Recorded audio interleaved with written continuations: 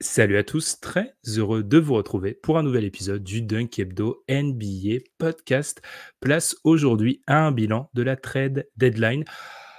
Une deadline assez pauvre en mouvements majeurs, mais assez riche en mouvements. Il y a eu beaucoup de mouvements, mais peut-être d'importance un peu moindre que les années précédentes. Donc, les équipes ont préféré faire des petites retouches. Nous, on a fait une petite retouche sur notre 5 de départ. Il y a toujours Constant avec nous cette semaine. Comment ça va, Constant? Ça va, oui, effectivement, c'est pas Kevin Durant, c'est pas Kyrie Irving, la trade deadline cette année. On va dire que les principaux transferts qui auraient potentiellement pu avoir lieu à la trade deadline se sont faits avant, avec le trade de Pascal Siakam et d'Og Anunoby. C'est Masai qui a un peu décidé de gâcher la deadline en faisant ses transferts début janvier ou mi-janvier. Sinon, hein, on est là pour parler d'une trade deadline où effectivement, il y a eu peu de gros mouvements, mais pas mal d'équipes qui finalement ont bougé avec, différents scénarios qui se sont profilés en fonction de ces mouvements. Et puis, j'ai pris sa place à la présentation blasphème, crime de lèse-majesté, mais parce que je voulais qu'Adrien, il ait le temps de parler cette semaine. Parce qu'on va parler des Bulls. On ne va pas seulement parler des équipes qui ont bougé, mais des équipes qui n'ont pas bougé aussi. Donc, comment ça va, Adrien? Ouais, c'est exactement là où j'allais, aller effectivement. Bon, ça va, hein, effectivement, mais là, on est en train de parler de mouvements. Ah, il s'en est passé des choses. Bah, à Chicago, il s'est rien passé comme d'habitude, il ne se passe rien. On pourra développer un peu plus autour de ça. Mais sinon ça va, c'était assez, marrant à observer d'un point de vue, extérieur du coup, à tous ces mouvements. Pour discuter de cette deadline, alors, sachez, chers auditeurs, auditrices, que c'est toujours l'épisode le plus chiant à structurer de l'année parce qu'on peut partir à peu près dans tous les sens. Qu'est-ce qu'on a fait cette année? Parfois, on fait des power rankings. Parfois, quand il y a des gros, gros mouvements, c'est beaucoup plus simple. Cette année, c'était assez compliqué. Donc, on a décidé de faire, c'est regrouper les équipes en paquets, d'équipes qui ont, on va dire, des objectifs un peu communs ou qui se rapprochent, et on va discuter donc des équipes en difficulté, des équipes qui n'ont rien fait, des équipes qui sont plus dans le retooling et des candidats au titre ou des contenders pretenders qui ont fait des petites retouches. On va commencer, pour faire un petit peu monter le suspense, par les équipes qui n'ont pas grand-chose à jouer cette saison. Mais avant ça, on vous rappelle de nous suivre sur votre plateforme de podcast préférée et également sur YouTube. Comme d'habitude, où on tente des choses. La semaine dernière, on s'excuse pour ceux qui nous écoutaient sur YouTube, il y avait quelques petits problèmes de son. On s'adapte encore à la plateforme sur laquelle on enregistre maintenant, mais ça devrait aller, on croise les doigts, mieux cette semaine. On marque une petite pause et puis on s'envole du côté de Charlotte pour parler des Hornets.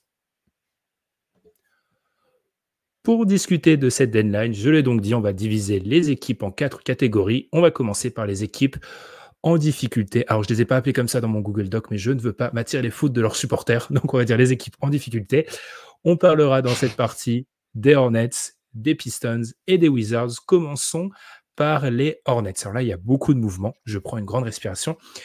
Parmi les mouvements importants, le trade de PJ Washington à Dallas contre Grant Williams, Seth Curry et un premier tour de draft 2027. Gordon Hayward a été envoyé du côté d'OKC contre Treman, Davis Bertans, Micic et 2 seconds tours de draft. A rappelé un non-mouvement, celui de Miles Bridges, qui a donc décidé de ne pas lever sa non-trade clause. Il reste du côté de Charlotte. Les Hornets auraient été approchés par plusieurs équipes, mais Bridges a voulu rester dans la franchise. Je cite le Charlotte Observer suite au soutien de la franchise pendant ses problèmes juridiques. Passons, je mets des guillemets. Enfin, Ish Smith, James Bouknight et Frank Nilikina ont été coupés. Pour terminer, il y a aussi eu le buyout de Kyle Lowry, ce qui fait donc résultat. Ils ont joué un match contre Memphis après cette trade deadline, enfin le match le plus récent auquel on a pu assister. Pas physiquement, on l'a vu sur notre écran, bref. Parmi les 9 joueurs qui ont joué dans ce match, 5 n'étaient pas dans l'effectif il y a 10 jours. Hein, voilà, donc il y a un gros changement du côté des Hornets. J'ai bientôt plus de salive. Adrien, est-ce qu'on est à l'aube d'une nouvelle étape de leur reconstruction?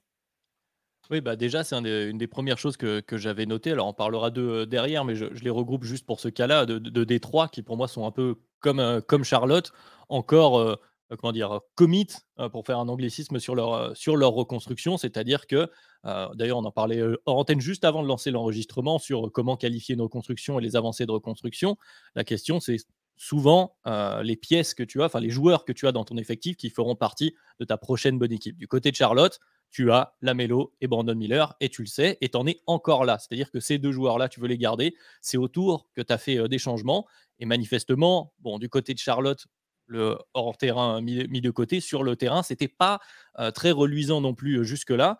Manifestement, tu as fait des mouvements pour jouer au basket. En tout cas, sur ce premier match, c'est ce qu'on a eu l'impression de voir. C'est-à-dire qu'avec des Grant Williams, des Micic, des Seth Curry, des Treman, eh bien, on a vu un peu plus de structure, des joueurs qui ont un peu plus, peut-être, je ne sais pas, d'expérience en tout cas en NBA. Et on a vu quelque chose de plus intelligent, de plus structuré.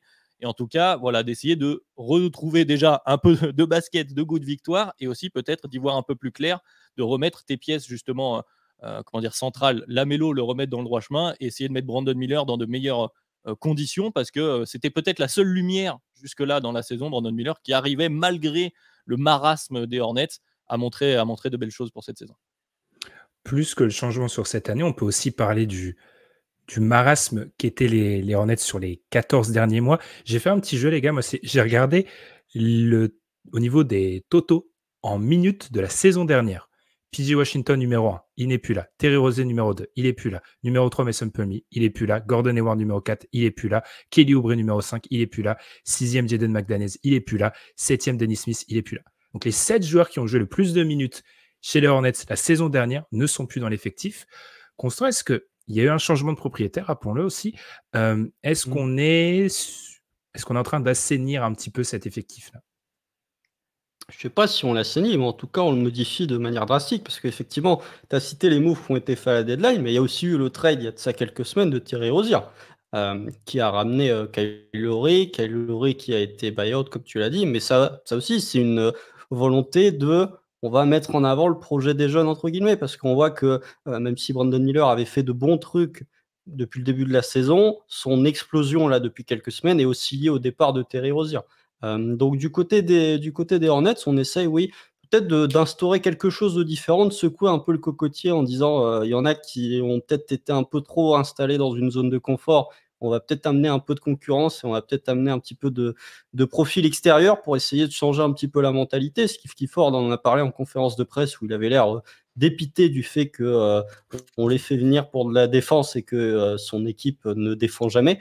Donc voilà, je trouve qu'il y a vraiment cet esprit on essaye de secouer un peu les choses, on essaye de les transformer. Alors après, tu as parlé du fait qu'ils avaient Lamelo Ball, qu'ils avaient Brandon Miller. Il y a le cas Mark Williams aussi, qui était une lueur d'espoir sur le début de saison, mais qui est blessé, qui sera encore absent pendant les 4 prochaines semaines, d'après ce qui a été annoncé par le staff médical des Hornets. Alors les Hornets, ils sont coutumiers des blessures, mais quand tu as un pivot de 20 ans qui est absent pendant 4 mois quasiment pour des problèmes de dos, c'est un peu inquiétant. Donc oui, ce qu'ont fait les Hornets, c'est essayer d'amener un petit peu de QI basket, parce que malgré tout, tu récupères un joueur comme ici, quand tu récupères un joueur comme Grant Williams, tout de suite, tu vois les résultats sur le parquet, ça joue un peu mieux, même si ce n'était que les Grizzlies en face. Donc oui, ils essayent Pour moi, c'est le début, c'est le premier acte, ou c'est le 0.5 acte d'un changement de mentalité qui s'accompagne de l'arrivée d'un nouveau propriétaire, mais aussi, peut-être, même si j'aime pas le terme, essayer de changer un petit peu la culture des Hornets.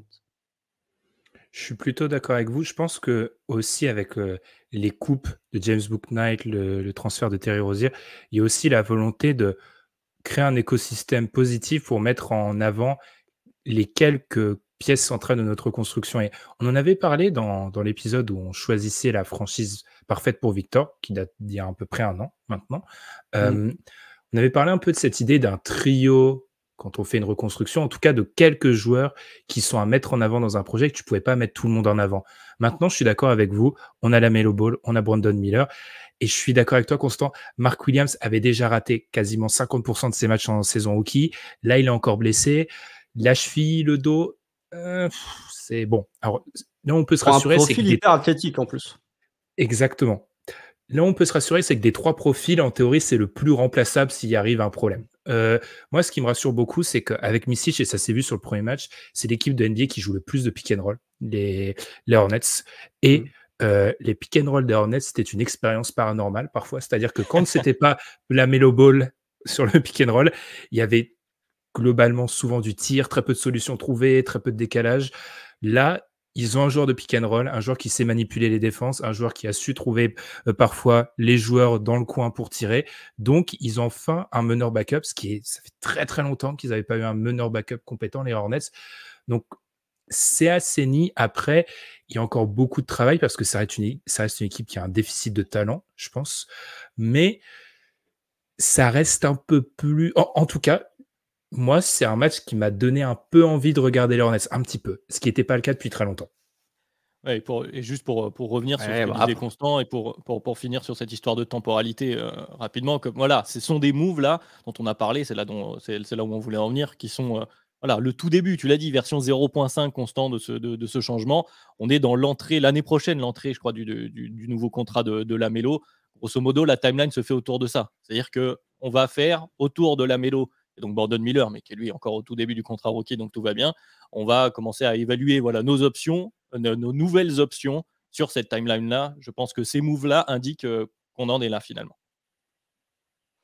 après, ce serait bien de construire autour de la Melo Ball, mais ce serait bien qu'il soit sur le parquet aussi, parce que ces 2 dernières années, la Melo Ball, il passe quasiment autant de temps à l'infirmerie parce qu'il a les chevilles fragiles que sur un parquet NBA. Donc, Ben, tu as parlé du fait que les Hornets, c'est une équipe qui manquait de talent.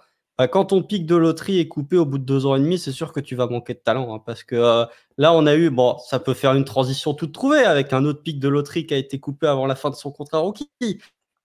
Mais quand tu as des joueurs que tu draftes en loterie et que tu coupes au bout de 2 ans et demi, bah, c'est des échecs, je le répète souvent, mais c'est des échecs où tu mets du temps à t'en remettre. Tu rates aussi fort de joueurs Mmh. comme ça. Et ce sont des coutumiers du fait. En plus, ils ont les drafts des Hornets ces 2 dernières décennies, globalement, sont pas incroyables. Donc effectivement, la transition est toute trouvée. Je pense qu'on a fait le point sur les Hornets. C'est une équipe qu'il faudra surveiller, mais c'est une équipe qui, je pense, a retrouvé une structure. Et ce qui est vraiment aberrant, c'est de voir, et on va faire l'enchaînement sur les Pistons là-dessus. Il y a quand même des équipes, ces 2 équipes en l'occurrence, faisaient jouer des joueurs dans leur rotation qui, peut-être à la mi-mars, seront dans aucune équipe NBA ou seront dans aucune Mmh. rotation. Donc c'est ça qui est assez terrifiant. Enchaînons donc, la transition était toute trouvée par rapport à Killian Hayes qui a été coupé du côté de Détroit. Alors Détroit, il y a eu tellement de mouvements. Je ne vais pas résumer tous les trades, je vais résumer qui est arrivé, qui est parti. Au moment où on enregistre ce podcast, il y aura peut-être des changements d'ici à la sortie. Les joueurs qui sont arrivés: Simone Fontecchio, Quentin Grimes, Troy Brown Jr., Malachi Flynn, Shake Milton, Evan Fournier. Ceux qui sont partis: Killian Hayes, Joe Harris, Kevin Knox, Bojan Bogdanovic, Alec Burks, Monte Morris. Il faut aussi se rappeler qu'il y a quelques semaines, ils avaient tradé Mike Muscala. Ils avaient vu arriver Mike Muscala et Danilo Gallinari. Ils avaient échangé Marvin Bagley, Isaiah Livers et des seconds choix de draft. Constant, est-ce qu'on a enfin un plan chez les Pistons, oui ou non? J'arrive pas à lire ce qu'ont fait les Pistons, en fait. Je n'arrive pas à décrypter ce qu'ont tenté de faire les Pistons à cette trade deadline, parce que tu avais quand même ce truc où avec Bogdanovic, par exemple, dès le moment où ils l'ont récupéré, c'est-à-dire l'an dernier, on se disait: «C'est un joueur qui va repartir aussi sec». Finalement, ils l'ont gardé cet été, ils l'ont même prolongé. Enfin, il y a eu une extension au niveau de son contrat et là, au moment où les Pistons semblent trouver un minimum de cohérence sportive, c'est-à-dire qu'on n'est plus sur, les Pistons qui perdent 28 matchs de suite, ça commence à pratiquer du basket cohérent. Il y a Jaden Ivey qui est en train de bien terminé, de très bien terminer sa seconde saison en NBA. Ils partent sur: OK, on va trader Bogdanovic, on va trader Alec Burks, qui a pas beaucoup joué parce qu'il y a eu des histoires de blessures, Monte Morris qui a pas beaucoup joué non plus parce qu'il y a eu des histoires de blessures aussi, mais en partant vraiment sur, hem, comment dire? Ils sont partis sur des joueurs qui étaient de qualité pour récupérer des joueurs où on essaye d'entourer, apporter un petit peu de spacing. Vous avez parlé notamment de Quentin Grimes, qui peut être un joueur que tu peux mettre à côté de Cade ou de Jaden Ivey. En fait, moi, je suis assez perplexe, pour être honnête, sur ce qu'ont tenté de faire les Pistons. J'arrive pas vraiment à trouver de ligne directrice. J'ai l'impression qu'il y a des équipes qui ont appelé pour Bogdanovic, il y a des équipes qui ont appelé pour Alec Burks, il y a des équipes qui ont appelé pour Monte Morris. À partir de là, ils ont essayé de négocier un deal, mais dans ce qu'ils ont récupéré, j'ai du mal à voir, hormis potentiellement Quentin Grimes, j'ai du mal à voir qui peut s'inscrire. J'ai plus l'impression, tu vois, un peu comme Charlotte, que c'est des moves qui ont été faits pour libérer et pour mettre en valeur les jeunes actuellement, notamment le cut de Killian Hayes pour mettre encore plus en valeur Jaden Ivey et Cade Cunningham, que vraiment pour dire il fallait qu'on se débarrasse de ces vétérans-là. Ouais, Je je t'ai suis vu un peu acquiescer. d'accord. Ouais, ouais, tout à fait. C'est assez flou dans la direction, mais par contre, en termes de temporalité, je pense que c'est plutôt clair. J'ai l'impression que tu avais essayé de passer à l'étape d'après, si on veut, en commençant à mettre des vétérans autour des. Tu avais identifié que tu avais Cade. Bon, tu es très heureux, tu as Cade, ta pièce centrale, Ivy, Duren. et tu t'es dit, je vais commencer à mettre quelques vétérans autour pour commencer à gagner, à progresser petit à petit avec les Bogda, les Burks, les Morris, comme on disait, même si après, dans les faits, ils ont plus ou moins joué. Finalement, moi j'ai l'impression, ces moves-là, a priori, qu'on est plutôt en train de reprendre à l'étape précédente. On voit qu'on a encore d'autres gars qu'on veut voir jouer, mais qui sont encore très frais. Je pense à Ozar Thompson notamment. Bon, et tu récupères donc Grimes qui peut-être s'inscrit un peu plus dans cette temporalité-là, à savoir d'un joueur où on a vu des choses, notamment l'année dernière du côté de New York. Là, il était un peu mis au placard et tu te dis, allez, je vais lui redonner des minutes à lui aussi. Et peut-être que dans cette temporalité, dans tous ces noms-là, bon, Cade a priori est un lock, Ivy devrait l'être aussi. Bon, mais derrière, tu vas identifier ceux qui seront là pour ensuite reprendre un peu plus loin. J'ai l'impression que c'est un petit appui sur le frein du côté de Détroit parce qu'on n'a pas progressé aussi vite qu'on l'aurait aimé. Et du coup, on préfère ne pas trop commit, comme on dit, et puis se garder encore voilà, quelques assets pour le court terme, le court moyen terme, on va dire. Après, moi, beaucoup de ces trades, les gars me posent la question. Effectivement, ils n'ont pas fait une révolution, ils ont fait des petites retouches, mais quand on voit à quel point Monty Williams joue un peu aux apprentis sorciers, moi, je me pose beaucoup de questions sur les rotations, parce que je vous ai fait le coup des joueurs qui ont joué du côté des Hornets la saison dernière. Là, c'est très intéressant quand tu regardes au niveau des minutes jouées chez les Pistons. Alors oui, le top 5 ne changera pas. Cade, Jaden Ivey, Ozar Thompson, Jalen Duren, Isaiah Stewart, ça ne change pas. Mais après, en gros, toutes leurs rotations vont changer. Kylian Hayes, 6e joueur en termes de minutes, n'est plus là. 7e, Bogdanovic n'est plus là. 8e, Burks n'est plus là. Marcus Gasol est toujours là, mais autrement, Kevin Knox n'est plus là. Marvin Bagley n'est plus là. Isaiah Livers n'est plus là. En gros, et James Wiseman, bon, voilà. Donc, en gros, ils ont, sur les 12 joueurs qui ont plus ou moins composé, 13 joueurs qui ont plus ou moins composé leur effectif, il y a plus de la moitié qui ne seront plus là. Moi, ça me pose vraiment des questions, surtout quand je reviens sur ce que tu as dit, Constant. J'entendais ça dans le podcast de The Athletic. Tu as l'impression que les Pistons, des fois, ils ont acquis des joueurs, mais il n'y a pas de plan sur la manière dont ils vont les utiliser. C'est-à-dire que moi, quand je vois l'accumulation de profils, oui, on veut peut-être libérer du temps de jeu, du coup, pour le duo Cunningham-Ivy, mais on a rajouté plein de mecs sur le backcourt, donc du coup, on fait comment jouer tous ces mecs-là? Il y a toujours des problèmes sur l'aile, donc il manque toujours de liant entre l'aile et les postes intérieurs, donc j'ai l'impression qu'ils ont essayé de contrebalancer une intersaison ratée en libérant de l'espace, mais en étant plus sur des opportunités de marché sans plan encore très clair. Je suis d'accord. Il y a seul profil un peu directeur, enfin, seul lien qui peut être fait entre tous les moves, c'est qu'ils ont essayé d'amener un peu de spacing, même s'ils ont lâché Bogdanovic et Alec Burks. On va dire que avec les moves qui ont été faits avant la trade deadline, avec le fait de se séparer de Marvin Bagley, etc., c'est d'amener un petit peu de plus de spacing. Il a quand même fallu 3 mois et demi pour que Monty Williams, non pas Monty Morris, pour que Monty Williams se rende compte que le spacing, c'est pas mal en NBA, surtout quand tu as un joueur comme Jaden Ivey qui est capable de driver aussi fort. Mais non, mais c'est ça. Et puis, il y a peut-être un petit point financier aussi. On sait que les Pistons, potentiellement, ils pourraient être intéressés par la Free Agency 2024. Bon, Bogdanovic n'avait que 2 millions garantis pour la saison prochaine. Avec Burks, c'était en fin de contrat. Mais en tout cas, tu es sûr de dégager pas mal de salaire et tu récupères quasiment que des contrats expirants avec Evan Fournier, avec Shake Milton, Troll Brown Jr., etc., etc. Sachant qu'au-delà de la Free Agency 2023, tu auras la question de l'extension de Cade Cunningham qui sera éligible à une extension dès l'été prochain, où il va y avoir une vraie question à se poser sur est-ce que tu donnes une extension et si oui, pour quel montant?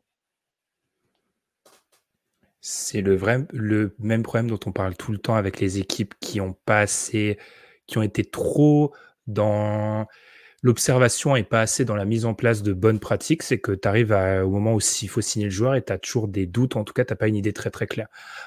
Adrien, si tu n'as rien à rajouter, faisons un point rapide, très rapide sur Washington, qui est plus une équipe qui a vendu, donc du coup, qui s'est séparé de Daniel Gafford, qui est allé du côté des Mavs, on parlera des Mavs, et qui a obtenu Richaun Holmes, alors, on a parlé cette semaine tous ensemble du pire joueur dans une rotation NBA.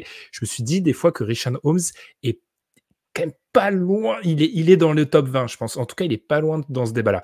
Et Richaun Holmes est un choix de draft, un premier tour. Alors, je vais pas préciser que c'est le deuxième moins favorable parmi celui du Thunder, des Clippers, des Rockets, protégé top 4 ou du Jazz protégé top 10. C'est trop compliqué. Voilà. En gros, ce sera le pic d'OKC ou des Clippers, en gros. Voilà. Exactement. Parce que ça sera probablement pas celui des Rockets ou du Jazz. Est-ce qu'ils auraient dû faire plus de choses? Adrien, ou est-ce que tu es plutôt satisfait de leur deadline? Parce que, faut le dire, il y avait beaucoup de bruit autour de Kuzma. Il y a des rumeurs ici et là. Après, tu l'as dit, je pense que l'expression que tu as employée juste un peu plus tôt pour Détroit, il va là pour ces trois équipes, pour ce groupe-là, ce groupe des. Allez, moi je vais les appeler les cancres, c'est comme ça que je les appelais dans mes notes. Disons que ce sont des moves de marché, c'est-à-dire que tu fais aussi avec les opportunités que tu as. Et je pense que du côté de Washington, bon, évidemment, c'est. Bon, on va dire à terme, c'est le bordel. À Washington, on ne sait pas trop où on va. Pour le coup, en termes de reconstruction, là, tu as essayé l'essai qui avait été fait cette année, c'est de dire on récupère Jordan Poole et on voit ce qu'on peut faire avec Jordan Poole. Bon, manifestement, ça se passe pas au mieux. On va dire ça comme ça. On va rester le plus sage possible. Maintenant, ils ont essayé de trouver de la valeur. Voilà, pour revenir à ta question, Ben. Ils ont essayé de trouver de la valeur sur les assets qu'ils avaient. Je pense qu'ils ont pris les coups de fil, ils ont regardé. Ils ne sont pas non plus hyper pressés. C'est-à-dire que ce n'est pas maintenant que tu avais une valeur énorme autour de Kuzma. Enfin, que tu auras forcément un move plus intéressant maintenant qu'à l'été. C'est-à-dire que tu peux te permettre d'attendre à l'été pour trouver des offres qui sont probablement mieux, hein, s'ils n'ont pas bougé. C'est probablement qu'ils ont estimé qu'ils auraient mieux. Ils ont quand même transféré Gafford. C'est le gros move qui s'est passé. Daniel Gafford, donc un joueur utile, un joueur qui joue en NBA. On va voir du côté des Mavs, on risque d'en reparler. Un joueur utile donc dans une temporalité entre guillemets actuelle pour des assets pick, en l'occurrence, dans une temporalité un peu plus éloignée, enfin un peu plus éloignée pour l'année d'après, hein, il me semble. Donc bon, tu fais pas grand-chose. Moi, je pense que du côté de Washington, l'attentisme, entre guillemets, et on en reparlera avec d'autres équipes, il est plus dû, comme tu disais juste avant, au marché et au fait que tu n'es pas nécessairement pressé. Si tu n'as pas eu des offres retentissantes autour de tes joueurs, qui n'ont pas tous la plus grande cote qu'ils aient eu d'ailleurs dans les années récentes par rapport à leur niveau de jeu, je pense à Kuzma, mais on pourrait parler aussi de Jordan Poole pour le coup. Bon, bah, si les appels n'étaient pas incroyables, ça ne te coûte pas grand-chose d'attendre la fin de la saison. Oui, après, on parle, puisque tu parlais parmi les pires joueurs dans une rotation NBA, Jordan Poole cette saison, bon. C'est-à-dire que là, on est plus sur du compliqué, là, on est sur du très, très, très compliqué. Enfin, petit aparté juste comme ça, mais c'est catastrophique en fait. C'est-à-dire que en fait, pour décerner parmi les joueurs dans la pire rotation, c'est-à-dire qu'un joueur peut être mauvais, c'est pas grave d'être nul. Mais le comportement de Jordan Poole, ça, c'est un truc moi, je suis fan des Wizards, mais je suis aliéné par. Il s'est fait siffler il n'y a pas longtemps en sortant. Hein. On en est arrivé jusque-là. Hein. Oui, tout à fait. Je sais plus c'est contre qui. Je crois que c'est ce match-là où il se fait siffler, il termine à 0 points et 6 fautes. C'est dur, la chute de Jordan Poole. Oui. Alors, peut-être que l'année où les Warriors sont champions, où Jordan Poole est excellent, peut-être que c'était une saison de surchauffe. Mais quand même, Jordan Poole, c'est pas un joueur aussi nul que ça. Bref. Mais là où je suis surpris sur les Wizards, c'est qu'on parlait d'opportunités. En fait, tu vois, on a parlé des Pistons avec Monte Morris. En gros, Minnesota, ils se sont rendus compte, ils se sont dit, merde, on perd quand même pas mal de ballons, ce serait pas mal d'avoir un meneur backup qui est très bon en ratio assist-turnover. En gros, la plupart des rumeurs, c'était sur retour de Tyus Jones du côté de Minnesota. Sauf que les Wolves, ils n'avaient plus de first pick parce qu'ils ont tout envoyé pour Rudy Gobert. Du coup, ils n'en avaient pas à trader aux Wizards pour récupérer Tyus Jones. Du coup, ils ont pris la version un peu moins bien, qui est Monte Morris. En plus, c'est Tim Connelly, qui est l'ancien GM de Denver, donc qui fait revenir un de ses anciens joueurs qu'il a drafté en plus de ça, contre des second tours. Sauf que les Wizards, j'ai du mal à comprendre la stratégie puisque Tyus Jones est free agent l'été prochain. C'est-à-dire que, hormis si tu es sûr que le joueur va prolonger, même si ça n'était pas un premier tour, tu le perdras contre rien du tout durant l'été. Et il y a eu la même situation avec Dylan Wright, qui était un joueur qui aurait pu être courtisé de par sa qualité et de par son contrat très team-friendly, et qui finalement n'a pas été échangé et qui sera lui aussi free agent l'été prochain. Alors que Kuzma, c'est un joueur un peu plus longue durée, c'est-à-dire que tu peux très bien te repointer dans un an avec la même situation autour de Kyle Kuzma. Il y a eu la situation, il y a eu quelques rumeurs potentiellement sur Deni Avdija qui viennent de prolonger, donc c'est très rare de transférer un joueur juste après l'avoir prolongé, avant que son second contrat débute. Il me semble que la dernière fois, c'était 2008 ou quelque chose, une année proche de 2008. Donc voilà, les Wizards, là où je suis un peu plus perplexe, c'est qu'il y avait deux joueurs potentiellement qui pouvaient être courtisés et que tu n'as pas transféré malgré le fait qu'ils seront free agents cet été. Donc potentiellement, tu peux les perdre contre rien. Et on parlait de Killian Hayes, on parlait de James Bouknight comme joueur de loterie qui ne verront pas le deuxième contrat. Je pense que Johnny Davis est un bon petit candidat aussi pour ne pas avoir un deuxième contrat et être coupé avant la fin de sa 4e saison. J'ai trop rien à rajouter. C'est vrai que dans un marché où il y avait des équipes à la recherche de backup meneurs, en avoir 2 dans ton effectif, comme tu l'as dit, Constant, qui sont free agent et rien en tirer, c'est un peu problématique. Surtout quand on sait, je pense, la valeur non négligeable qu'a Tyus Jones auprès des front office NBA. Pour ce qui est de Kuzma, je suis d'accord, ils pourront revenir plus tard. Après, j'ai lu beaucoup de choses par rapport à ils ont perdu leur pivot titulaire, etc. C'est une défense catastrophique, même avec Daniel Gafford, et malgré certaines limitations de Daniel Gafford, on va y revenir plus tard. Donc, je suis pas persuadé que le fait de ne pas avoir un pivot vraiment à mettre sur le terrain soit vraiment quelque chose de majeur pour eux. Je crois pas que ça soit. Ça, c'est un truc que tu peux aller trouver cet été. Je sais pas, ou même à la draft. Enfin, c'est pas quelque chose qui m'inquiète personnellement.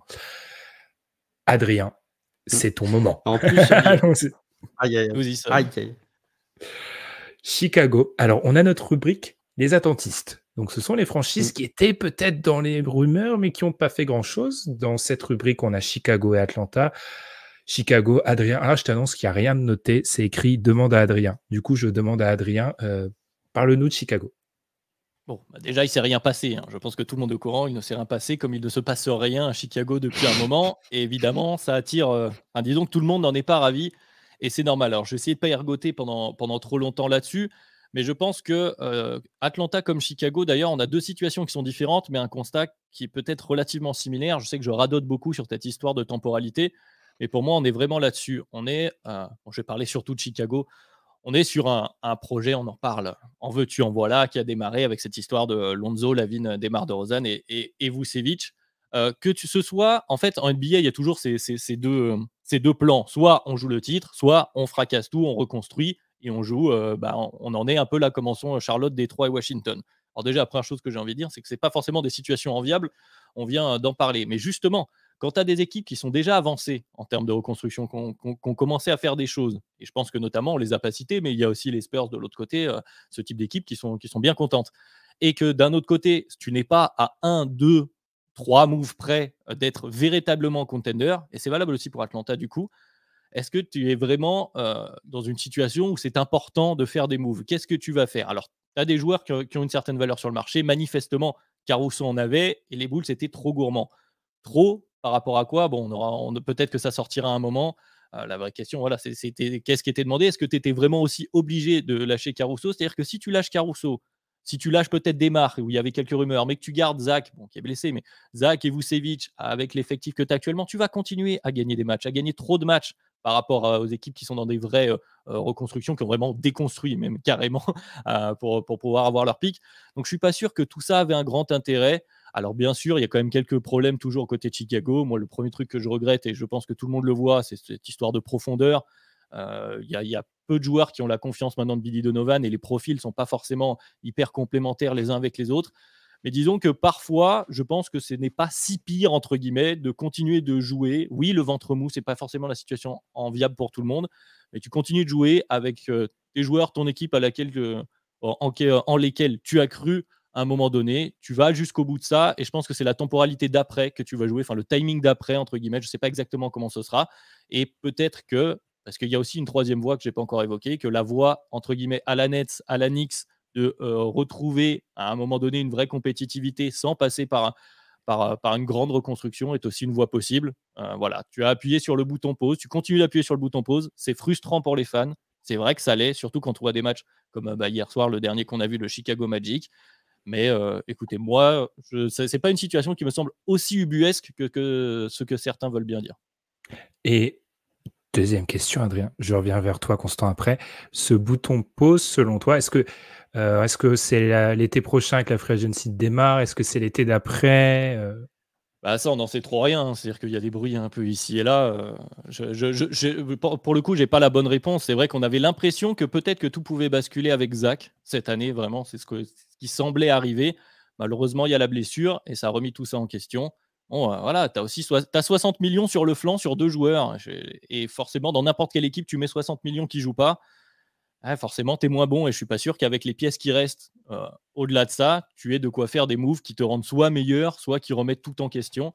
Donc tu es un peu forcé aussi, la main est un peu forcée, pour le front office, je pense, d'attendre. Donc on verra cet été. Justement, ça dépendra probablement des négociations, des coups de fil et de la valeur de certains joueurs. C'est vrai que tu as aussi la problématique et c'est aussi un des points, je finirai là-dessus parce que ça fait un long monologue, mais la problématique Vucevic voilà, il y a eu un trade où beaucoup a été lâché pour Vucevic et peut-être plus un joueur pour lequel tu vas pouvoir récupérer grand-chose.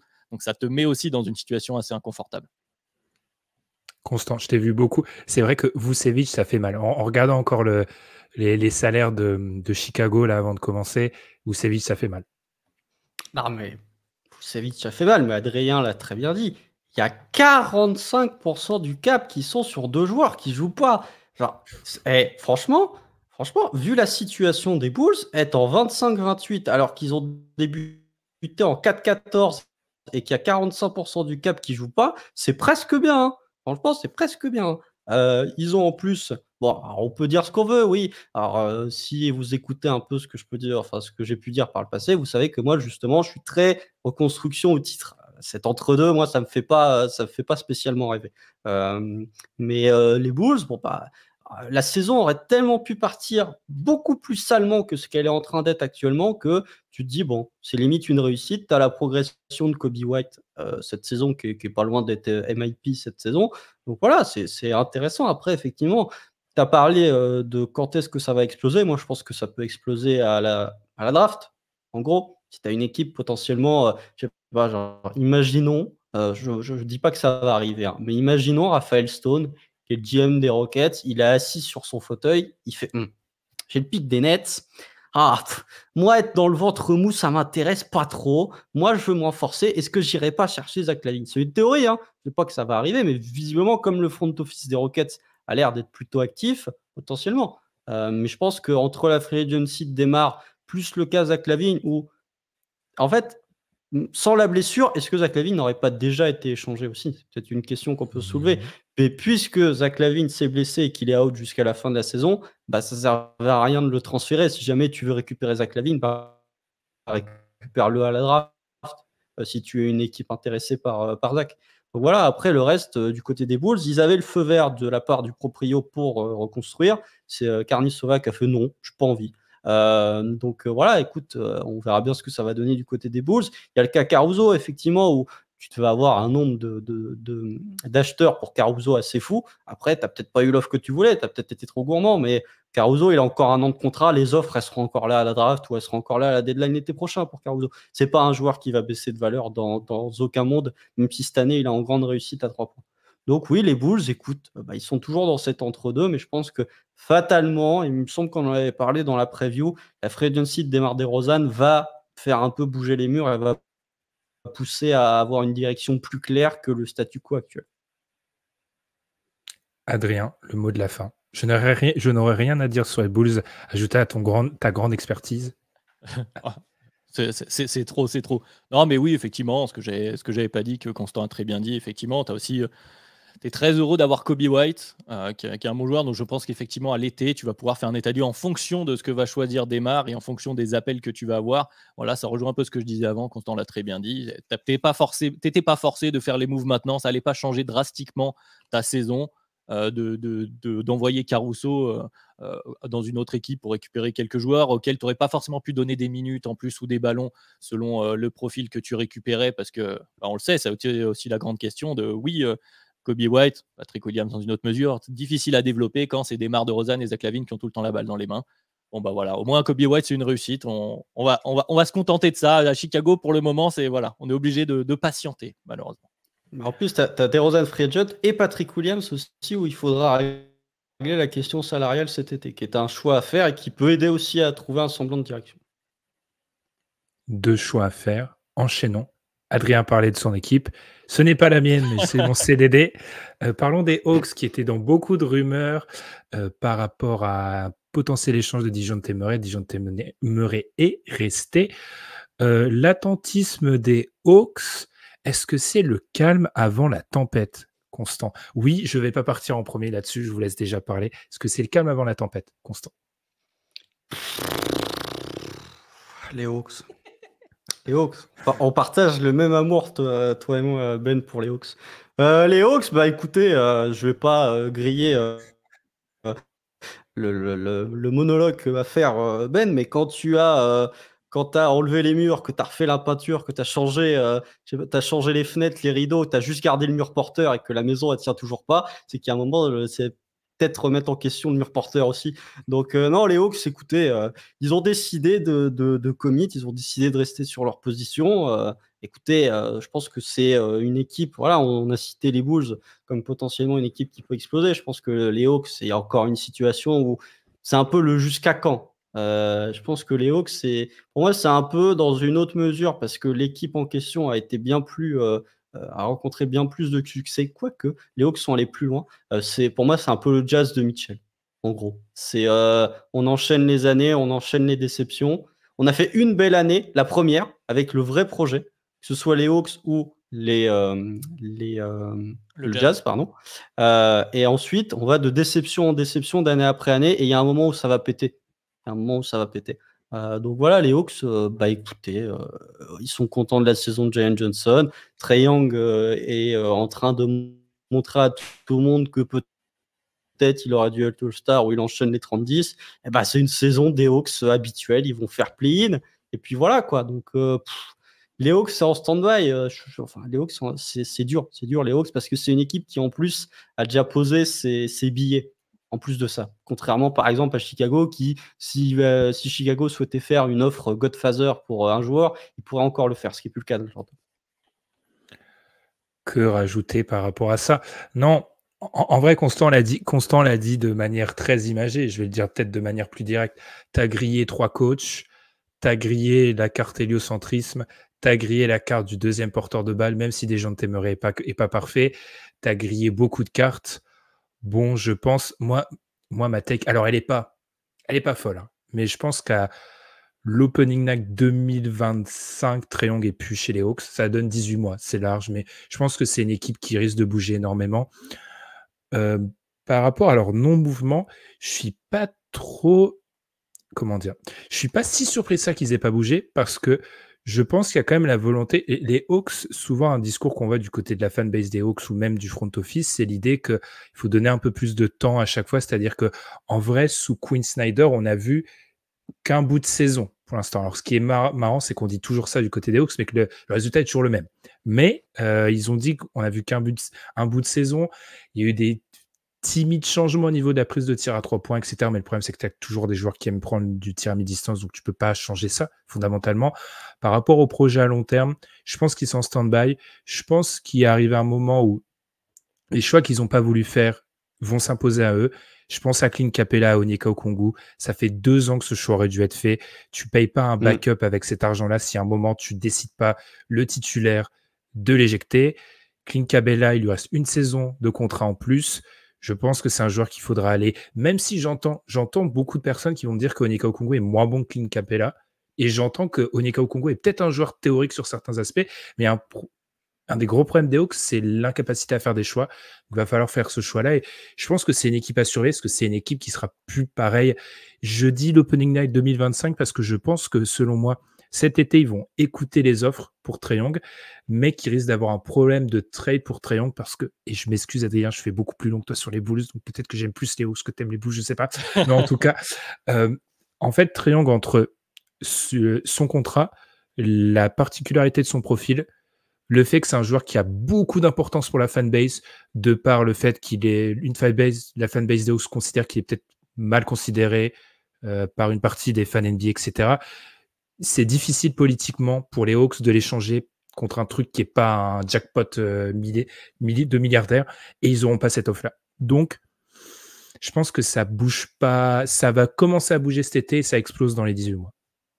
Ouais, je ne vais pas rajouter grand-chose, hein. Déjà, première chose, si tu changes tout le temps de coach, c'est normal que tu vois que des bouts de saison. Jusque-là, c'est à peu près logique. En plus, c'est un bout de saison plus un autre bout de saison, parce que Quinn Snyder, il arrive à peu près à demi-saison l'an dernier. Donc normalement, 0 plus 5 plus 0 plus 5, ça fait 1. Donc, bon.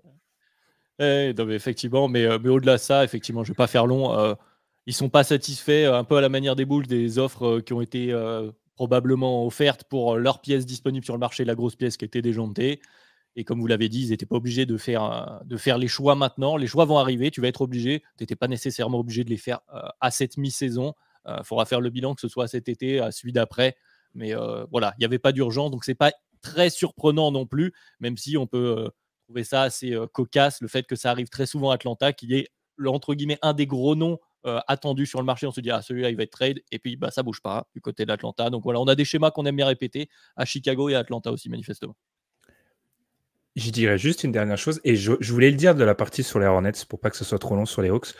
Il faut faire un grand référendum sur la manière dont on traite certaines équipes qu'on a souvent tendance à qualifier de talentueuses, chez qui le talent se résume soit à des flashs, soit à des positions de draft. C'est-à-dire que pendant 5 ans, j'ai entendu que cet effectif des Hawks était talentueux, là où j'ai entendu que l'effectif des Hornets était talentueux, et la seule base de cela, c'était les position de draft des joueurs dans l'effectif. C'est-à-dire qu'en fait, après plusieurs années de Trae Young, en fait, si on fait, et là, pour une fois, je vais limite défendre Trae Young, si on fait le bilan des mecs qui l'ont accompagné sur ses premières années, DeAndre Hunter est un joueur injury prone qui n'a pas su confirmer. John Collins, c'est un joueur de rotation NBA. Cam Reddish a déçu. Il y a Jalen Johnson, on va attendre un peu plus de voir dans un futur proche. DeJounte Murray, c'est une déception. Donc, en fait, c'est aussi un effectif qui n'a jamais été si talentueux que ça. Je pense que ça à remettre en question avec ce qu'on a pu dire d'Hornets, c'est une période qui ont. En fait, quand tu fais le bilan de ces joueurs-là une fois tradés, tu rends compte, ou avec plusieurs années d'expérience dans l'effectif, tu rends compte que ce sont des joueurs qui n'étaient pas à la hauteur du talent qu'on leur prêtait. Donc ça, c'est un truc à garder en considération. Enchaînons sur Parlant de les supporting Mavericks. cast éclaté. Enchaînons sur les Mavericks, les gars. Alors, beaucoup de trades aussi. Il y en a un petit avec OKC que je me garde pour plus tard pour vous demander ce qu'on a pensé Constant pour justement obtenir un choix C'est de draft. Bah, preview de la suite. Alors, les deux grands mouvements du côté des Mavericks, ça a surtout été du coup d'acquérir ces lots de pans du trade dont j'ai parlé tout à l'heure, PG Washington, et aussi du coup d'aller chercher Daniel Gafford. Constant, t'en penses quoi de ce trade du côté des Mavericks? Avant d'enregistrer, tu nous parlais des adversaires qui pourraient inquiéter OKC et tu as plutôt parlé positivement de cette équipe de Dallas, si mes souvenirs sont bons. Ouais. Ouais, on parlera d'OKC après, mais vite off. Mais pour moi, c'était quand je regardais les match-ups potentiels au premier tour, Dallas, c'était l'équipe que j'avais envie d'affronter. Alors, ça peut vous paraître bizarre d'avoir envie d'affronter Luka Doncic en playoff, mais disons que au-delà de l'aspect Luka Doncic, ce que je voyais, la construction de l'effectif de Dallas était l'une des équipes qui pouvait le plus avoir de faiblesse là où sont les forces du Thunder. Ce qui est moins le cas avec l'arrivée de Daniel Gafford, avec l'arrivée de PJ Washington. Quand je parlais de supporting cast éclaté pour les Hawks ou pour les Mavs, c'est parce que c'est souvent un argument qu'on peut relayer pour défendre le manque de succès, que ce soit Trae Young ou Luka Doncic, c'est faut voir les joueurs qu'on leur a mis à côté durant leurs 4 ou 5 premières années dans la ligue. Là, du côté de Dallas, bah en fait, Dallas, c'est quand même un aveu d'échec terrible sur leur été, quoi. C'est que tous les joueurs quasiment qu'ils ont fait revenir cet été, ils les ont dégagés. C'est-à-dire que Grant Williams, que moi j'étais l'un des premiers à dire que je trouvais que c'était une très belle signature, parti au bout de 6 mois. Cesc Curry qu'ils avaient fait revenir, parti au bout de 6 mois aussi. Donc c'est un peu un aveu d'échec terrible pour le Nico Harrison. Et même du côté de Dallas, Luka Doncic en avait parlé lorsqu'il a été interrogé sur le trade. Il a dit « J'ai enfin mon pivot backup ». Donc tu sens que du côté de Lucas, c'était aussi quelque chose que lui souhaitait. Effectivement, voilà. Bon, le premier match, le seul match qu'on a vu pour l'instant de ces Mavs nouvelle version, c'est contre un Thunder apathique. Donc, on va attendre un peu plus avant de trouver et de tirer des conclusions. Mais tu vois qu'avec Gafford et PJ Washington, tu amènes de la verticalité et que globalement, quand tu amènes de la verticalité à Luka Doncic, il va savoir en faire quelque chose. Donc oui, je trouve que cette équipe des Mavs, c'est une équipe qui s'est renforcée. Je pense que c'est une équipe qui est meilleure après la deadline que ce qu'elle était avant la deadline. Ils ont ramené de la verticalité, ils ont ramené un petit peu de rebond, un petit peu de viande. On va voir comment ça va se passer avec le retour de Derek Lively, parce que les Mavs, quand Derek Lively et Luka Doncic sont présents, ils ont un très bon bilan. Il me semble que c'est 20 victoires et 12 défaites. Donc, ça va dépendre pas mal de Derek Lively, mais on va dire qu'avec Gafford, avec PJ Washington, si tu veux passer sur des 5 plus petits, tu peux répondre à des absences potentiellement de Lively tout en ayant de la verticalité. Ouais, pour moi, verticalité, Constant, c'est un peu le premier mot, le maître mot de cette histoire, parce que J'ai l'impression que cette saison, bon, il y a les cas des échecs, notamment celui de Grant Williams, mais commence à sortir des histoires comme quoi ça s'entendait pas très très bien dans le vestiaire. Donc peut-être que la main était un peu forcée, mais en tout cas, du point de vue des acquisitions de Dallas, on a identifié avec un Derek Lively justement peut-être meilleur que ce qu'on attendait à ce début de saison, mais on a identifié l'intérêt enfin à Dallas d'avoir une vraie menace de lob, un rim runner, tout ce qu'il y a de plus classique, qui n'est pas forcément les plus talentueux, mais qui fait le boulot de rim protection et d'aller attraper les lobes de Luka Doncic. Et donc dans ce profil-là, quelque part dans la ligue, il y avait un gars qui était disponible, c'est Daniel Gafford, qui est peut-être un peu plus confirmé justement que Derek Lively, dans une optique de playoff, avoir peut-être un mec qui aura moins de risques de faire des erreurs de jeunesse. Donc voilà, ça semble répondre à cette chose-là. Et PJ Washington, moi je trouve aussi que c'est une très belle acquisition pour le coup. C'est un joueur, bon, nous déjà à Chicago, il nous met tout le temps il nous plante toujours 43 points. On a l'impression de jouer contre les Splash Bros, mais je pense aussi que PJ Washington, dans une équipe un peu mieux équilibrée comme ça, et justement peut-être parfois à côté d'un Gafford, quelqu'un comme ça, peut rejouer de manière un peu plus naturelle que ce qu'il faisait aux Hornets. Tu vois, un défenseur long, comme dit Constant, tu peux faire des small ball 5. Il est stretch aussi, il écarte le terrain. Voilà, moi je pense que je trouve ce retooling, entre guillemets, ce réoutillage du côté des Mavs, peut-être un peu forcé autour de Grant Williams, mais en tout cas, plutôt bien senti dans les profils qui ont été visés et qui ont été acquis, même si ils ont fait un peu de la magie quand même pour récupérer ces joueurs-là. On ne sait pas trop comment ils se sont débrouillés, mais ils ont réussi, donc bravo à eux. PJ Washington, il ne protégera pas le cercle. Non, bien sûr. C'est ça, je pense que en NBA, PJ Washington, c'est le mec où je suis le plus loin du consensus, je pense. Partout en NBA. C'est-à-dire que. Et quel le consensus selon toi? C'est en gros ce que tu as dit, je pense. C'est-à-dire que. Alors, déjà, l'idée de PJ Washington shooter, quand on regarde, c'est surtout un shooter de tir d'opportunité. Il prend ses tirs à 3 points quand il est laissé grand ouvert et il les met pas à un niveau qui force les défenses à close out violemment. Alors, ça dépend des années. Peut-être qu'avec Luka, il aura plus de shoot ouverts. Probablement, très probablement, mais il faut les mettre. Moi, ma grande take que j'ai mise sur mon préparation Google Docs, c'est que je pense que le tir de PJ Washington à 3 points, c'est limite un des éléments les plus importants de la course au playoff à l'Ouest cette année, ce qui n'a aucun sens. Je dis en dehors des superstars. Je dis bien que en dehors des superstars, genre le tir à 3 points de PJ Washington, si les Mavs ont assez de confiance pour le laisser dans le corner et qui sanctionne, ça ouvre complètement le terrain pour les Mavs et ça aura une vraie différence pour eux. Le fait est que je suis pas super confiant vis-à-vis de ça. Défensivement, c'est un mec qui protège pas assez ça pour être small ball 5 et le problème c'est que comme tu as maintenant 48 minutes de Derek Lively et de Daniel Gafford, bah en fait, s'il met pas ses tirs, alors on a déjà vu les Mavs l'utiliser sur le premier match sur du pick ou Spain pick and roll, etc. Mais si il met pas ses tirs, j'ai vraiment peur que son utilisation offensive soit très compliquée. Dernière chose, je parle trop longtemps. Défensivement, je me demande, il défend sur qui en fait? Parce que le grand problème de PJ Washington, c'est qu'il peut pas défendre en tant que 5 et les 4 rapides ailiers, il les défend pas. Il est bon pour défendre sur les Siakam, il défend sur qui des fois? J'ai vu qu'il défendait souvent sur Siakam par exemple, c'est un profil qui peut lui convenir. Donc pour moi, c'est un joueur qui a une partie du destin de playoff de Dallas entre ses mains. Genre, selon la version qui a atterri de PJ Washington, bah, Dallas, c'est peut-être une équipe qui sort premier tour, une équipe qui en passe un, voire deux. Enfin. Après, c'est le choix de Dallas. Hein. Dallas, on est plus sur une équipe qui va gagner en marquant des paniers plutôt qu'en stoppant les adversaires. Hein. Globalement, ça ne change pas beaucoup l'identité. Tu commits une nouvelle fois.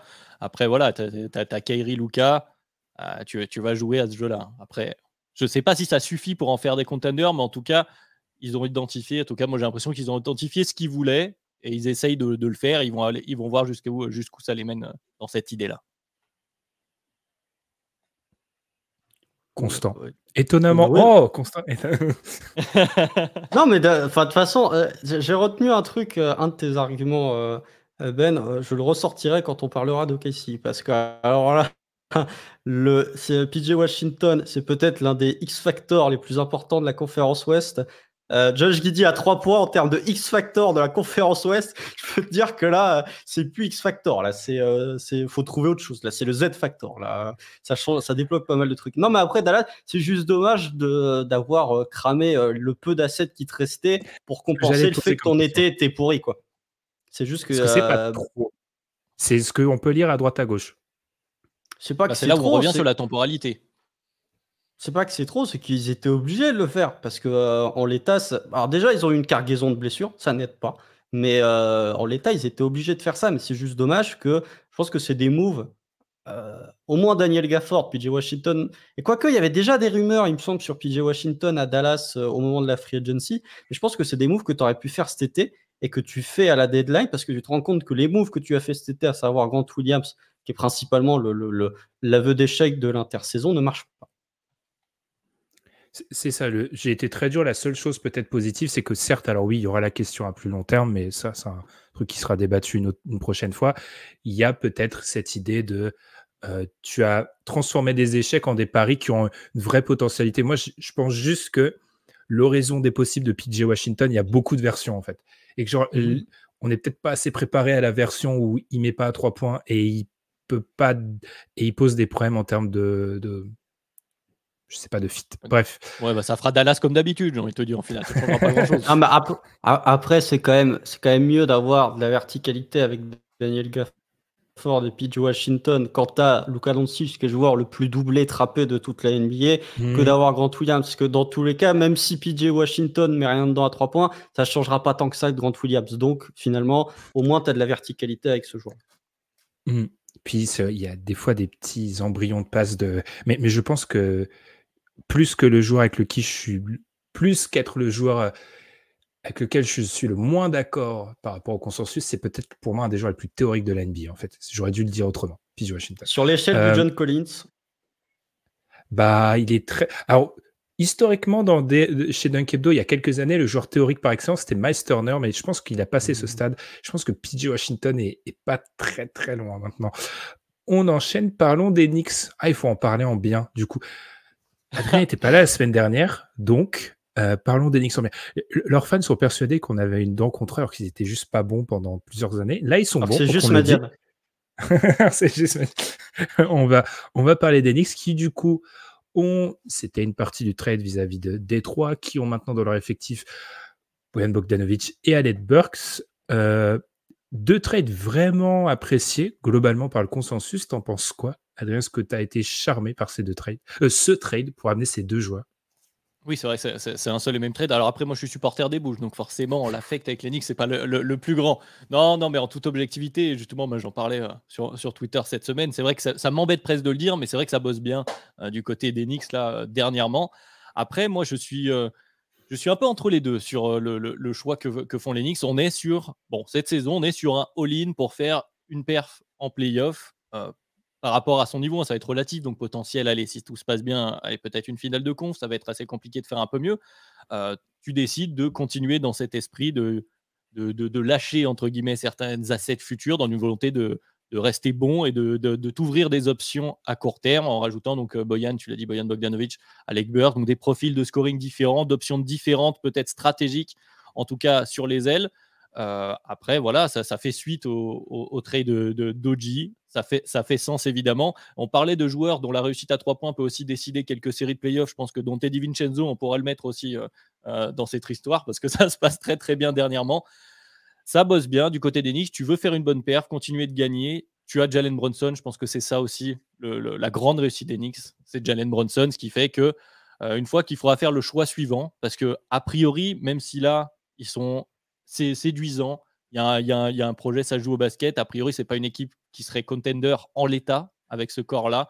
Donc, j'ai l'impression que surtout, tu récupères des joueurs pour montrer ton équipe et peut-être ensuite de être le plus attractif possible, devenir enfin ce que les fans des Knicks vendent depuis des années alors que ça travaillait moins bien avec des Photoshop toujours plus incroyables les uns que les autres. Peut-être que la prochaine fois, tu vas pouvoir associer quelqu'un d'autre autour de Brunson. C'est toujours la question Randle.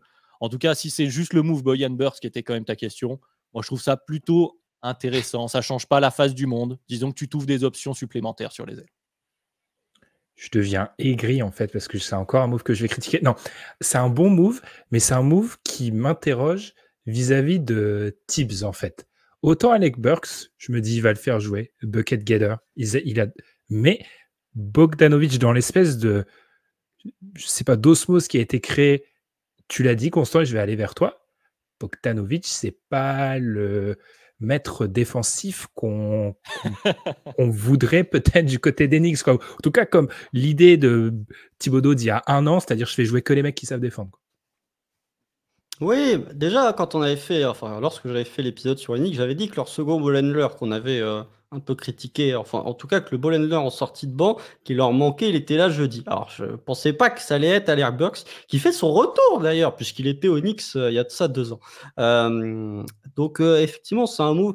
En fait, le truc des Knicks, c'est que tu sens que, comme l'a dit Adrien, il y a un peu une opération séduction, voilà. Peut-être qu'effectivement, il y aura des maillots LeBron James floqués derrière. Enfin, il y aura le nom James floqué avec Knicks devant. Peut-être, on ne sait jamais. Non, ça, je me tapez pas dessus, les fans des Lakers. Vous ne rêvez pas, les fans des Knicks. Mais toujours est-il que ils ont quand même solidifié leur rotation pour les playoffs avec Alec Burks et Bogdanovic. C'est-à-dire que ce que tu lâches, globalement, dans la rotation, c'était Quentin Grimes. Et encore, Quentin Grimes qui avait débuté la saison titulaire et qui se retrouvait sur le banc. Après, les Knicks, c'est quand même très court-termiste. C'est-à-dire qu'il y avait ce running gag des Knicks qui ne prolongeait pas les joueurs au-delà de leur contrat rookie. Sur tous ceux qu'ils ont draftés, le seul qui est encore là, c'est Miles McBride. C'est-à-dire que RJ Barrett est parti, Quentin Grimes est parti, Emmanuel Quickley est parti. Ils ont quand même 3 joueurs qui étaient importants dans leur run de playoff l'an dernier qui ne seront pas là en avril. C'est quand même un truc à noter. Donc oui, ils ont solidifié, ils n'ont pas lâché de first round quand même. Ça, il faut en parler parce que les Knicks sont pléthores de first round. Donc potentiellement, si jamais il y a quelqu'un qui pourrait être disponible à l'été, ils ont encore cette capacité. Alors après, c'est des first round qui sont quand même assez pourris parce qu'il y a celui des Pistons, celui des Wizards, mais avec des protections tellement lourdes qu'ils ne verront pas les pics avant 2030. Donc voilà, c'est quand même à méditer, mais c'est une meilleure équipe, je pense, que ce qu'elle était avant la deadline. Mais effectivement, il y a des interrogations et je pense que Alec Burks et Bogdanovic, c'est des joueurs qui passaient un certain stade d'avril et surtout passaient un certain stade de mai. J'ai des gros doutes sur leur capacité à rester sur un parquet. Je conclurai juste, sachant que j'ai déjà pas mal parlé, en disant qu'on en a parlé en off, les fans des Knicks. Dante DiVincenzo, là, il est à 42% sur 14 tentatives à 3 points.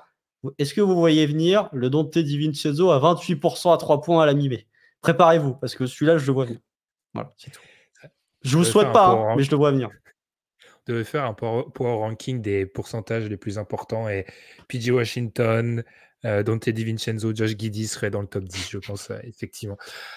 Moi, alors c'est très intéressant ce que tu as dit du côté des Knicks qui sont assez court-termistes et qui gardent pas leurs joueurs parce que ça m'a fait penser aux Bulls et par rapport à l'idée que faut jamais oublier que l'environnement de ton GM a beaucoup d'influence. Dion Rose, c'est un agent. Karnizovas, il s'est fait dans le scouting. Tu vois, je pense que les approches, les hommes sont différentes de par le background qu'ils ont vis-à-vis de ça. Ce que je rajouterais, oui, c'était mon grand problème et je salue Amine aussi parce qu'on était d'accord là-dessus quand le trade est arrivé, c'est je me demande, oui, Quentin Grimes ne jouait pas, mais est-ce que tu as obtenu 2 joueurs qui joueront dans le match 5 du 2e tour des playoffs, en fait? C'est juste ma question. Parce que si tu les...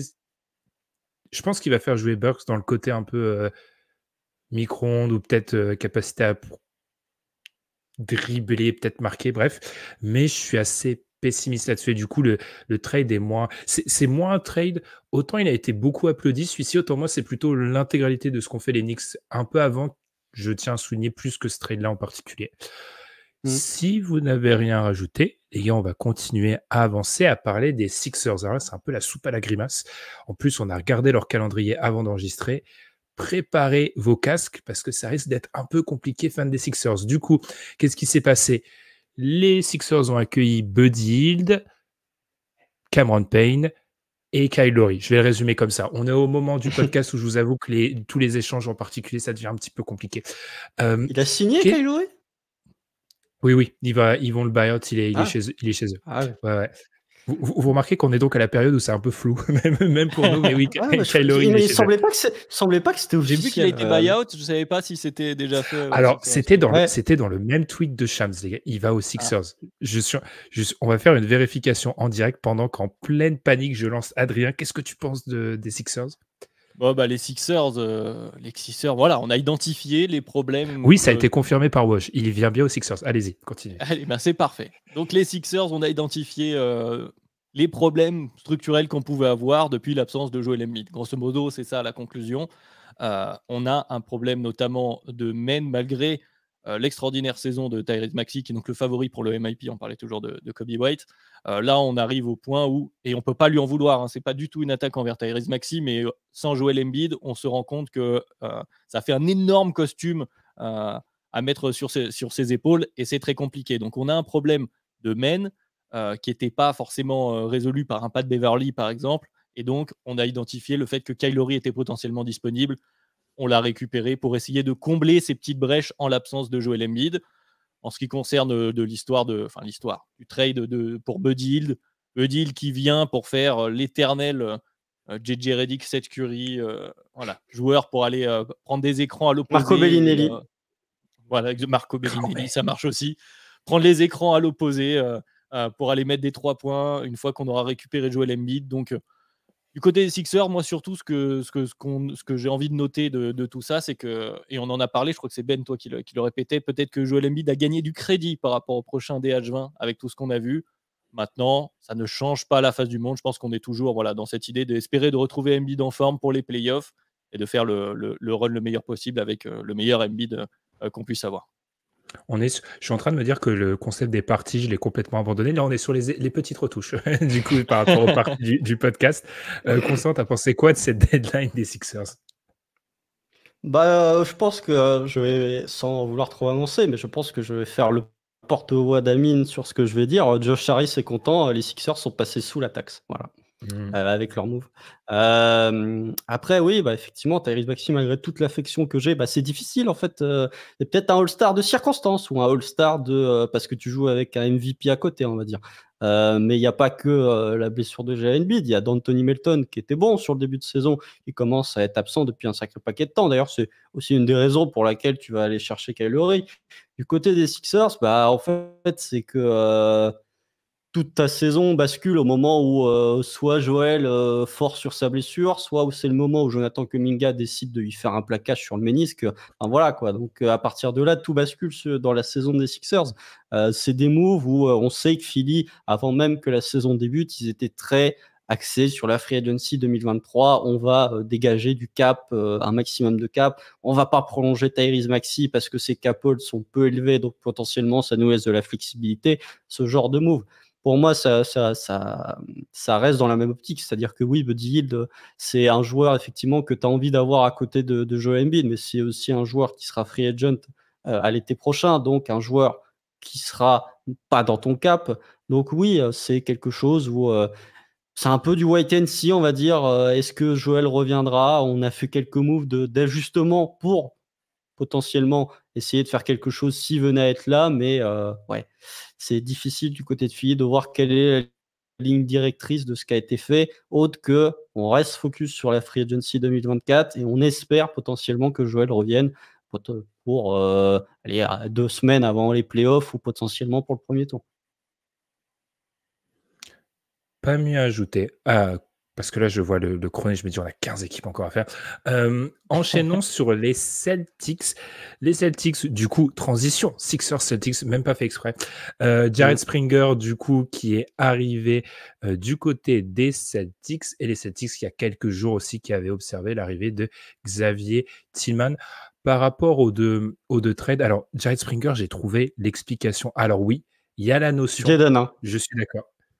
De plaît-il? C'est Jaden Springer. C'est pas Jared Springer, c'est Jaden Springer. Alors, pour vous dire, j'ai devant moi, j'ai pas mis mes lunettes et donc du coup, j'ai cru que le D était un L. Je suis vraiment en fatigue. Jaden Springer, du coup, par rapport à l'explication de Daryl Morey, je l'ai trouvé très très intéressante. Alors certes, oui, il y a le fait d'économiser 4,3 millions de la taxe, du Harris, etc. Mais par rapport à l'idée que le joueur était peut-être pas très bon pour aider, bref, qui ne pouvait pas aider à l'instant T. Pour ce qui est des Celtics, c'est un pari. Je pense qu'il n'aidera pas cette équipe dans la visée du titre cette saison en playoff, où je serais très étonné, ou alors il y a vraiment une erreur de mise en avant des talents du côté de Nick Nurse. Pour ce qui est Xavier Tillman, ça leur donne une option à l'intérieur.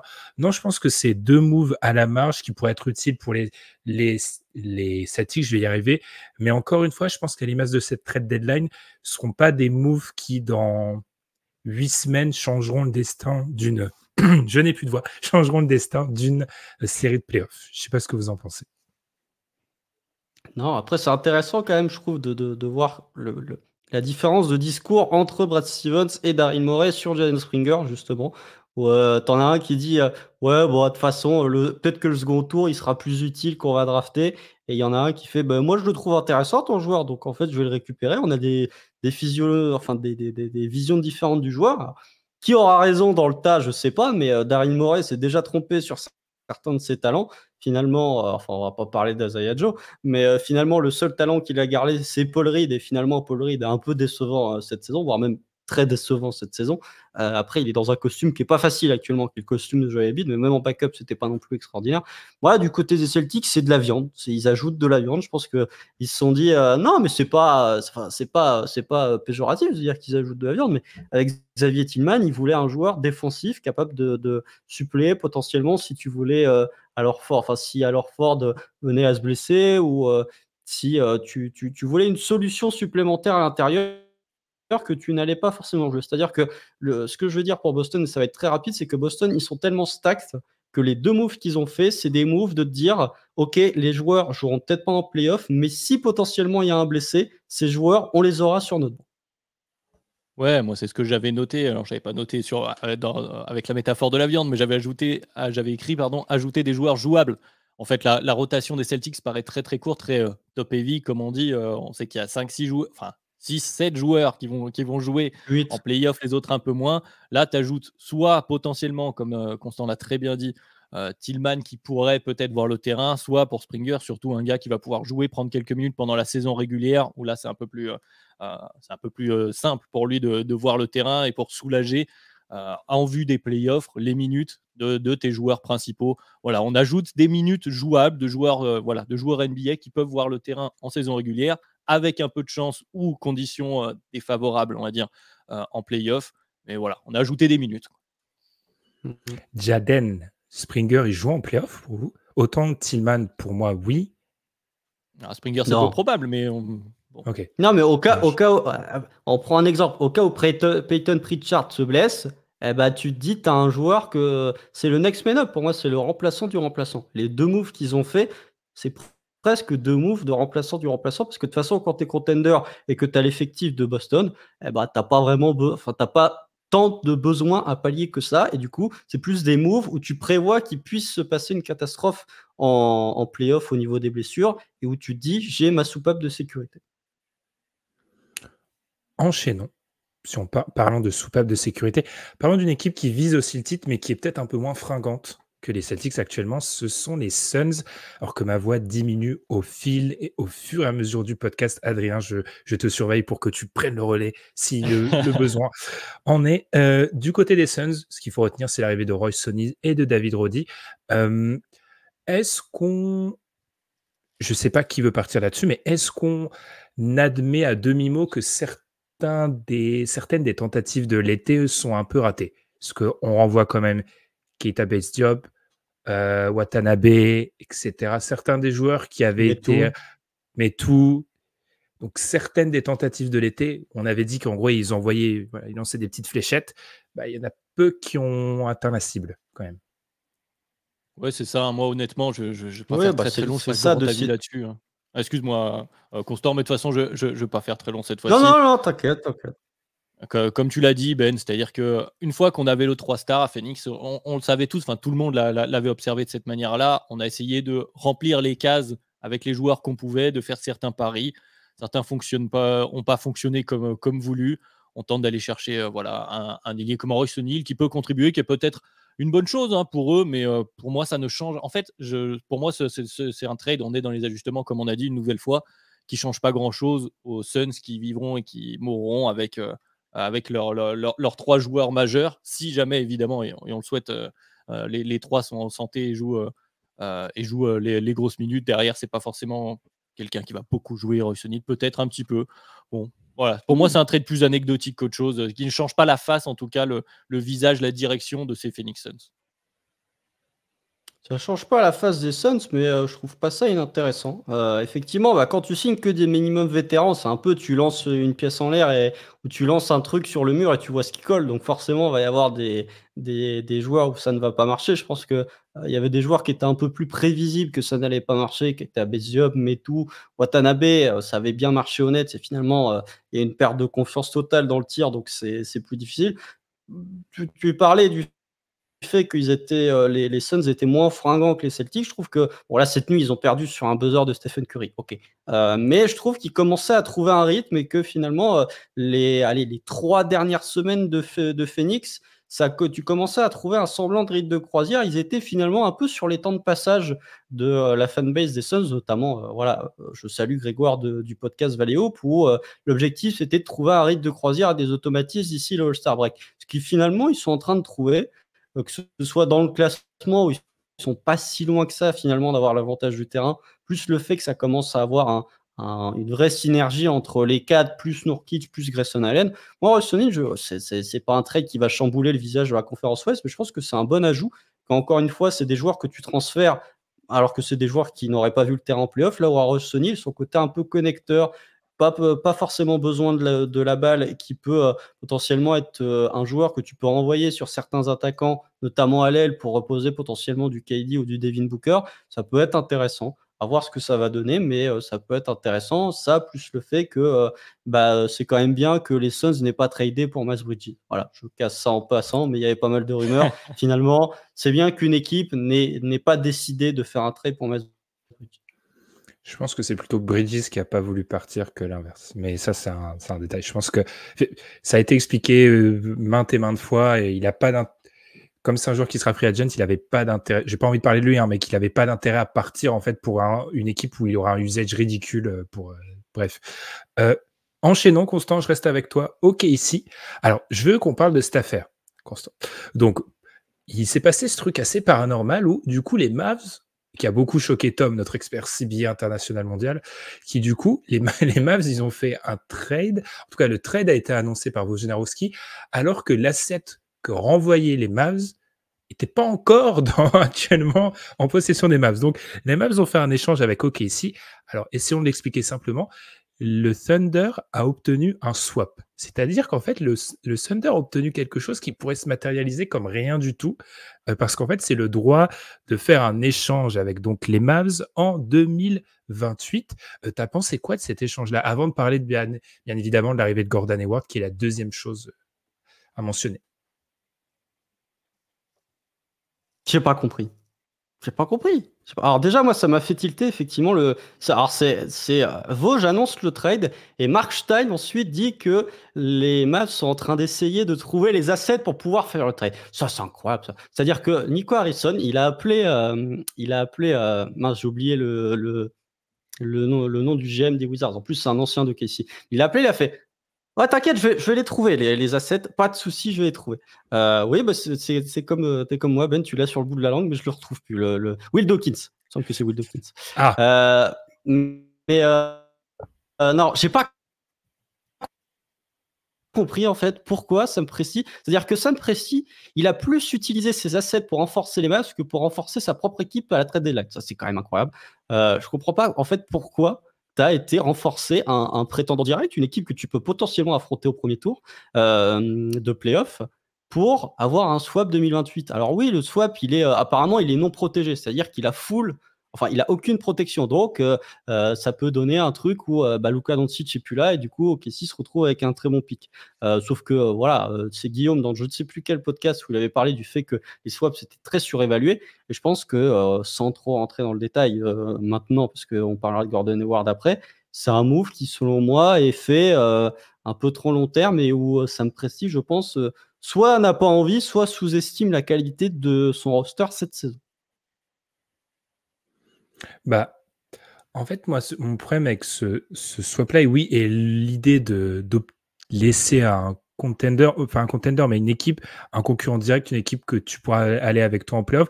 C'est peut-être l'idée que, effectivement, Presti voit ça comme une opportunité de marché, parce que c'est une opportunité de marché. Mais alors déjà, pour revenir sur l'idée des swaps, faut pas oublier que du coup, les équipes s'adaptent en fait quand elles ont des swaps. Chaque année, nous on le dit même dans nos analyses, des fois, cette équipe-là a pas intérêt à mal jouer cette année parce qu'elle a un swap, etc. Enfin bref, passons. Et effectivement, il y a cette sensation que plus que des opportunités de marché, maintenant, OKC aurait peut-être dû plus essayer de. Alors, j'étais contre ces théories comme quoi OKC devait faire un gros trade, mais qu'on est peut-être plus au stade des opportunités de marché du côté d'OKC. Adrien, t'en as pensé quoi? Du coup, et de Gordon Hayward, le joueur Schrödinger, big up à Amine.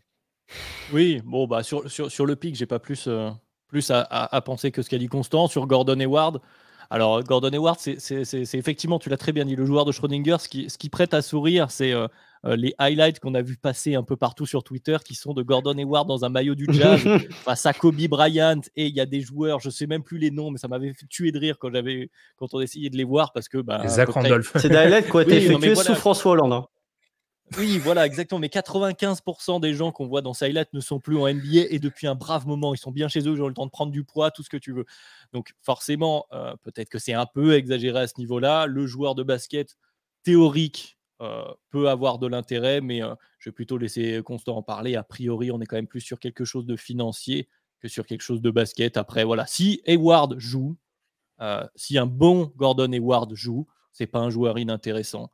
Après, c'est peut-être pas voilà, on ne retrouvera pas le highlight de Gordon Hayward qui met des paniers sur Kobe Bryant, quoi. Et parle-nous de Micic aussi, du coup. Parle-nous d'OKC, vas-y, allez. Ça tombe bien en plus. Ça fait, enfin, les 2 derniers lives de Warriors Nord, j'étais pas présent, donc je peux me lâcher un peu sur OKC.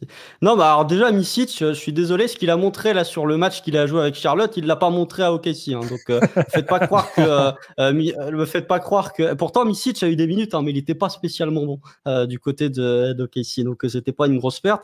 Après, t'as parlé Ben du fait que OKC devait pas faire un gros trade. Moi, je demandais pas un gros trade, je demandais, tu vois, genre, quitte à renforcer un concurrent direct, quitte à signer Bismack Biyombo, parce qu'OKC a signé Bismack Biyombo. Ça change tout le visage de la conférence Ouest. C'est-à-dire qu'avant, OKC n'avait pas de vétéran à l'intérieur pour prendre des rebonds et pour défendre sur Nikola Jokic. Maintenant que le Thunder a signé Bismack Biyombo, ça y est, là, on a le Jokic stopper, le Sabonis stopper, vous inquiétez pas.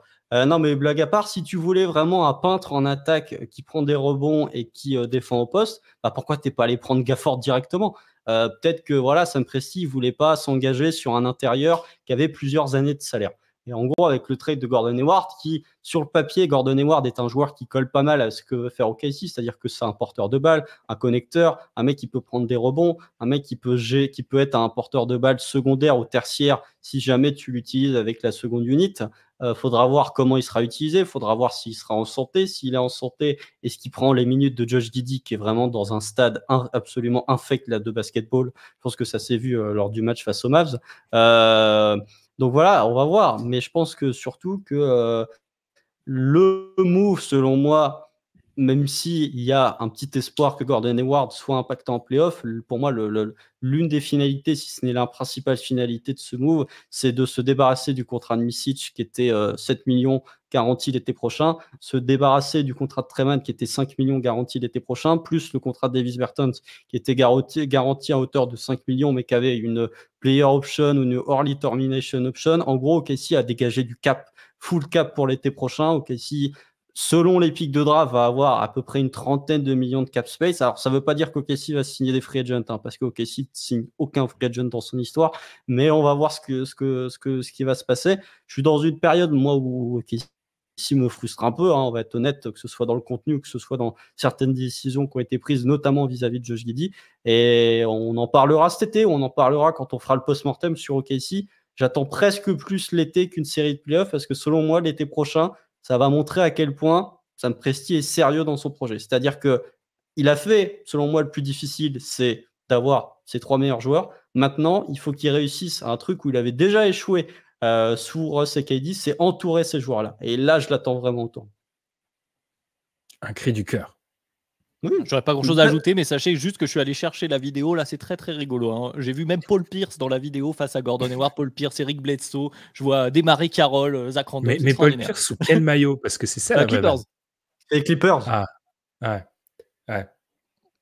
Mais en plus, alors je rajoute un dernier truc, puisqu'on parle d'OKC, puisque j'ai parlé justement du fait que OKC avait 30 millions de cap space. OKC, hormis si Utah décide de tanker ce qu'ils ont fait l'an dernier, avec le pic des Rockets, les Rockets qui sont un peu en train de chuter, plus le pic de Utah, OKC peut avoir 2 pics de loterie à la prochaine draft. Et un dernier truc que je dirais aussi quand on parlera des post-mortem, OKC a 2 années de contrat rookie de Chet Holmgren et Jalen Williams sur les 2 prochaines années. Ne pas faire ce qu'a fait Dallas, à savoir avoir un joueur exceptionnel sous contrat rookie pendant 2 ans et ne rien en faire. Voilà.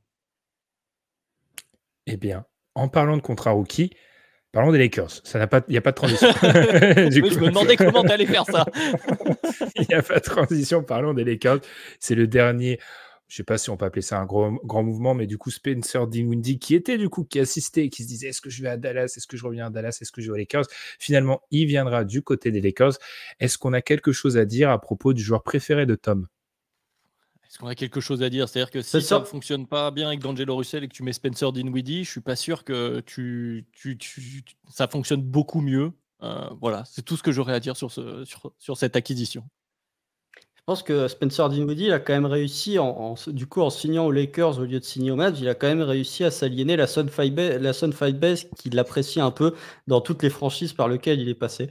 Non, mais du côté des Lakers, c'est plus les non-mouvements qui peuvent être, dont on peut parler des Lakers que des mouvements. C'est-à-dire qu'il y a eu des grosses rumeurs sur Dejounte Murray, des rumeurs qui, selon moi, venaient plus de l'agent qu'une réelle envie de la part du management des Hawks de s'en débarrasser. Regardez qui a leaké les infos sur Dejounte Murray. C'est globalement Chris Haynes et Shams Charania qui sont bien connus pour être des insiders plus proches des agents, notamment Chris Haynes que des front office.